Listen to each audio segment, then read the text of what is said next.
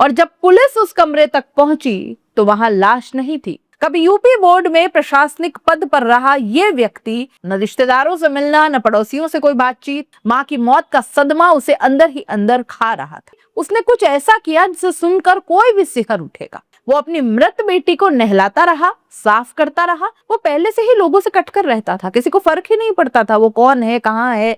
दरवाजा खुलते ही ऐसी बदबू निकली कि लोग पीछे हट गए। उसका जवाब था कि मैं अकेला हो जाता, मकान पर कोई कब्जा कर लेता। यानी उसने अपनी बेटी की मौत छुपाई ताकि संपत्ति बच सके।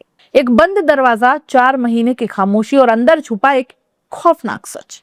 एक बंद मकान, 4 महीने तक किसी ने दरवाजा नहीं खोला। अंदर से कभी कोई आवाज नहीं आई, लेकिन जब दरवाजा खुला तो हवा में ऐसी सड़ांध फैली कि लोग सांस तक नहीं ले पाए। और जब पुलिस उस कमरे तक पहुंची तो वहां लाश नहीं थी, बल्कि एक ऐसा सच था जिसे सुनकर रोंगटे खड़े हो जाएं। एक बाप जो अपनी बेटी की मौत को छुपाता रहा, उसके सड़े हुए शरीर के साथ महीनों महीनों जीता रहा। आखिर क्यों? डर, प्यार, पागलपन या कोई खौफनाक साजिश? आइए जानते हैं मेरठ की इस रूह कंपा देने वाली सच्ची कहानी को। नमस्कार, मैं हूं जयश्री नागदा और आप देख रहे हैं क्राइम रिपोर्टर। उत्तर प्रदेश के मेरठ के सदर बाजार थाना क्षेत्र का तेली मोहल्ला, यहीं रहता था 76 साल का उदय भानु विश्वास। कभी यूपी बोर्ड में प्रशासनिक पद पर रहा ये व्यक्ति 2010 में रिटायर हो गया। जिंदगी साधारण सी थी, पत्नी, एक इकलौती बेटी प्रियंका विश्वास और एक छोटा सा घर। लेकिन साल 2013 में सब कुछ बदल गया। पत्नी ने अपनी जान दे दी।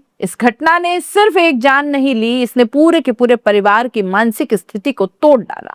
प्रियंका जो अच्छी खासी पढ़ी लिखी थी, एमसीए कर चुकी थी, एक प्राइवेट स्कूल में बच्चों को कंप्यूटर पढ़ाया करती थी, अब अंदर से टूट चुकी थी। और उदय भानु, वो धीरे धीरे दुनिया से कटता चला गया। पत्नी की मौत के बाद बाप बेटी का रिश्ता और भी ज्यादा गहरा हो गया था, क्योंकि अब दोनों एक दूसरे के लिए बचे थे। लेकिन ये रिश्ता सामान्य नहीं रहा। उदय भानु ने खुद को समाज से जैसे काट लिया। न रिश्तेदारों से मिलना, न पड़ोसियों से कोई बातचीत, यहाँ तक कि उसने अपनी बेटी को भी किसी से मिलने नहीं दिया। प्रियंका की हालत भी ठीक नहीं थी। माँ की मौत का सदमा उसे अंदर ही अंदर खा रहा था। सितंबर 2025 के बाद उसने स्कूल जाना बंद कर दिया और 2 अक्टूबर 2025 के बाद किसी ने उसे देखा ही नहीं। 1 दिसंबर 2025 वो दिन जब प्रियंका की मौत हो गई। कारण उदय भानु के मुताबिक पीलिया, जॉन्डिस। लेकिन असली सवाल यहाँ से शुरू होता है, बेटी की मौत के बाद उसने किसी को बताया क्यों नहीं? न कोई रिश्तेदार, न पुलिस, न पड़ोसी, बल्कि उसने कुछ ऐसा किया जिसे सुनकर कोई भी सिहर उठेगा। प्रियंका की मौत के बाद उदय भानु ने अंतिम संस्कार नहीं किया, बल्कि वो अपनी मृत बेटी को नहलाता रहा, साफ करता रहा, उसके पास बैठकर बातें भी करता रहा। उसे उम्मीद थी कि शायद वो वापस जिंदा हो जाए, क्योंकि वो तंत्र मंत्र में विश्वास करता था। वो तांत्रिकों के पास भी जाता था, गया, लेकिन समय सच्चाई को नहीं रोक पाता। 24 घंटे के बाद लाश से दुर्गंध आनी शुरू हो गई। उदय भानु ने क्या किया? घर में रखे परफ्यूम उसके ऊपर छिड़कने लगा,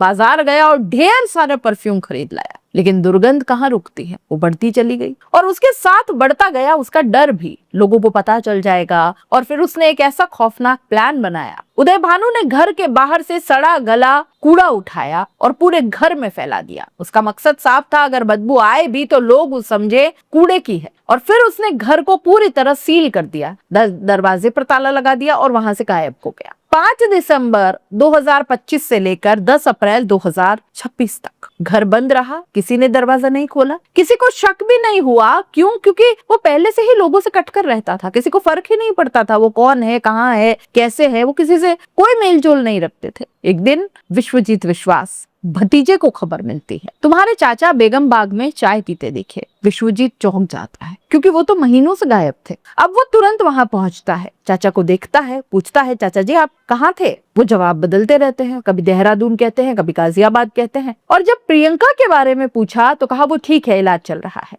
लेकिन बातों में कहीं न कहीं झोल साफ दिखाई दे रहा था। विश्वजीत ने तुरंत परिवार को बुलाया, पुलिस को सूचना दी गई। सब लोग चाचा को लेकर घर पहुंचे, दरवाजा खोला गया और फिर जो हुआ उसने सबको हिलाकर रख दिया। दरवाजा खुलते ही ऐसी बदबू निकली कि लोग पीछे हट गए। घर के अंदर हर जगह सड़ा हुआ कूड़ा, दम घोटने वाली दुर्गंध। पुलिस जैसे तैसे अंदर गई और फिर बेड पर जो दिखा वो लड़की नहीं, एक कंकाल था, बाल बचे थे, कपड़े थे और पैर का एक हिस्सा, बाकी शरीर पूरी तरह गल चुका था। अब सवालों की बौछार शुरू हुई। क्या यह हत्या है या प्राकृतिक मौत? क्यों छुपाया गया? क्या कोई और इसमें शामिल है? जाहिर सी बात है, उदय भानु से भी पूछताछ हुई। उसका जवाब था कि मैं अकेला हो जाता, मकान पर कोई कब्जा कर लेता। यानी उसने अपनी बेटी की मौत छुपाई ताकि संपत्ति बच सके। इस केस में सबसे डरावनी चीज क्या है? एक बाप जो अपनी बेटी की लाश के साथ 5 दिन रहा, उसे नहलाता रहा, उससे बातें करता रहा। क्या ये कोई प्यार था, या इसे मानसिक संतुलन खो देना कहेंगे, या फिर सिर्फ संपत्ति का लालच? पुलिस अब पोस्टमार्टम रिपोर्ट का इंतजार कर रही है, सीडीआर कॉल डिटेल भी निकाल रही है, हर एंगल से जांच हो रही है ताकि ये पता चल सके कि मौत कैसे हुई और असली सच्चाई क्या है।